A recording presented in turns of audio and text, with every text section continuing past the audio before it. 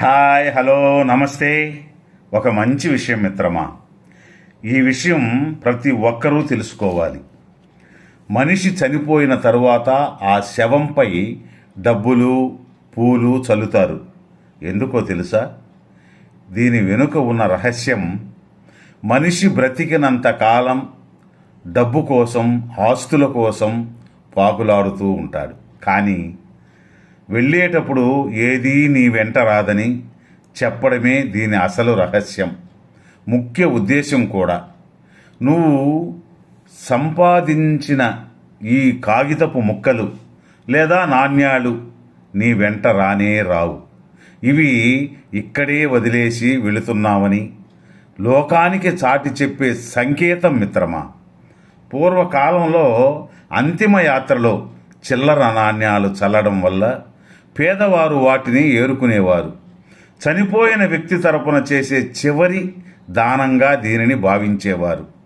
ఆ డబ్బు పేదలకు ఉపయోగపడటం వల్ల మరణించిన ఆ వ్యక్తి ఆత్మకు పుణ్యం లభిస్తుందని నమ్ముతారు. జీవితాన్ని పరిపూర్ణంగా గడిపి వృద్ధాప్యములో మరణించిన వారిని సాగనంపేటప్పుడు ఒక ఉత్సవంలా నిర్వహిస్తారు. తమ పూర్వీకులు గొప్పగా జీవించారని చెప్పడానికి వారికిచ్చే వీడ్కోలు, గౌరవం. ఇలా నాణ్యాలు, పూలు, అక్షింతలు చల్లుకుంటూ సాగనంపుతారు. ఇది చనిపోయిన తర్వాత వారికిచ్చే గౌరవం మిత్రమా. మరు జన్మ ఉన్నదో లేదో, ఈ మమతలప్పుడేమవుతాయో, మనిషికి మనసే తీరని శిక్ష.